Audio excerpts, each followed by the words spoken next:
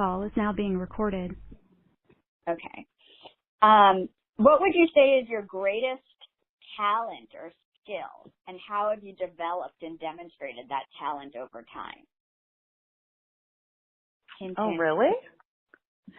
It's your interpersonal, it's your ability to interpersonal relationships. Yes.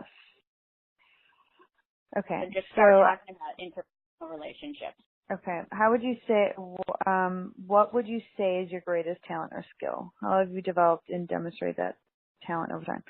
Okay, yes. So interpersonal relationships, I think being the youngest child, I had to utilize these skills to get into the conversations, to enter into the adult world, because I was so much younger than everyone else. And so I learned to enter through humor or taking notice of haircuts or anything. And I thought we were going to number 4. Yeah, it's okay. Which one did you think we were going to? 4, but we could do this one. It's fine. Okay. Let the question go. Don't look at the question. Okay. Just get rid of the question. I don't want you to have the questions in front of you. That's why. Okay, great. Yeah, because I'm looking at it and I'm panicking. Yeah. Yeah. Okay. Well, again, it's like I'll just gently guide you back to like before where I was like, use the word leadership. So what I want you to do in this one is to use the word interpersonal relationships as to describe your superpower, which you were doing 15 minutes ago, and we have it recorded in the other answer, that you use these interpersonal relationships in a way to not just overcome your academic limitations, but to gain access and belonging to school. Yes. And information. I think my interpersonal relationships had to be so strong. I needed to communicate with other people because that's how I was getting the information. That's how I was hearing about the news. That's how I was hearing about art exhibits, is because I would hang around my parents or my parents' friends or my friends' parents, and I would sit down with the parents and talk to them and listen for hours because I'm an audio learner, so I was just listening to everything because I couldn't pick up the newspaper and get through it. You know, I used to say I was like allergic to the ink of the newspaper. Not true. I just couldn't get through the article. So I would always be talking and developing relationships so I could feel a part of the conversation or what was currently happening, you know, in the world. And so that was like my talent or my skill. And because I was always seeking knowledge. Yeah. No, I'm not. I don't mean to interrupt you. I thought you were. I was just prodding you. And so tell me about it in context of with teachers when you were in school. Oh yeah. So I would always stay after class with my professors and discuss a topic that was interesting to me in class. And although I didn't do the homework, I wasn't up to date with the reading, I probably failed the test, I would stay afterwards and listen to my teacher. And I knew what questions to ask.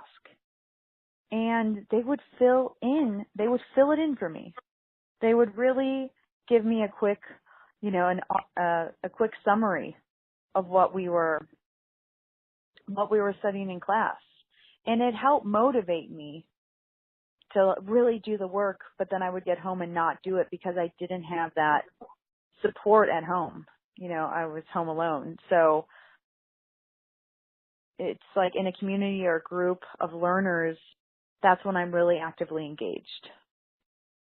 And that's when I could show up and know the information. But like left to my own devices, it's hard for me to like be engaged without that contact. Mhm. And so the relationships would actually be your way of of reading. Yes, and learning. Okay. And luckily, teachers are generous, so they want to lecture.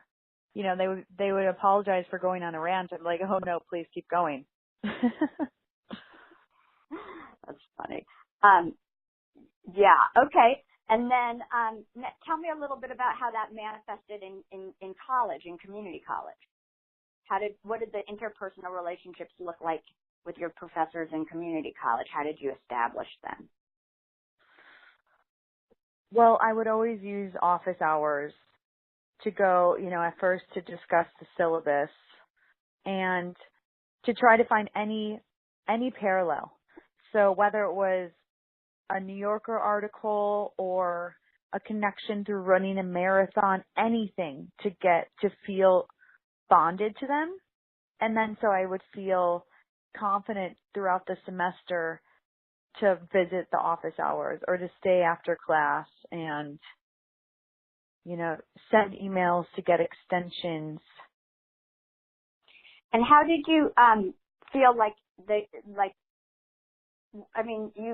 you're describing your behaviors, but can you tell us a little bit about how you think the professors responded to you? I mean, could you tell that were they, how did they respond? Positively, negatively? Was there an emotional connection that you would develop, that they would develop back with you? Yes, you know, it was actually exciting to send an article to my professors about what a current topic in class. And they would always respond, or they would add my picture or commentary to the slideshow, to their lecture. And my one anthropology professor called it the Burkowski moment, you know, and added one of my photos to his slide. And they always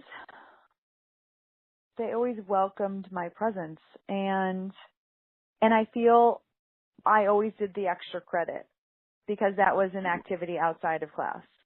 Like my environmental class, it was like going to Death Valley and taking notes, and then I would come back and then I would have this incredible discussion with my professor about what I just saw. And so I felt bonded, not just through tests and scantrons and readings, but by going outside of the classroom and bringing that back in. This is when I felt the most connected. And then tell me a little bit about how then you would ask for, like you would use those interpersonal connections and try to, whether it was, you know, again, always with positive intention, like get extensions and things like that. Yeah, I think I just grew accustomed to needing that attention from my teachers, that I would avoid the work. And so, I don't know if I really want to say this, like put it in the essay, but I would ask for attention, or I would ask for an extension to receive the attention I needed, you know, to feel like they were invested in my learning career. Or if I needed an extension, I was able to meet with them one-on-one and we would break it down and they would describe something to me and I would feel motivated again to like keep on doing the best I could in the class. But it was just like an old behavior. Yeah.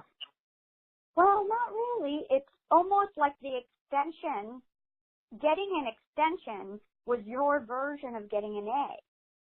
Yeah. You were getting an A in interpersonal effort.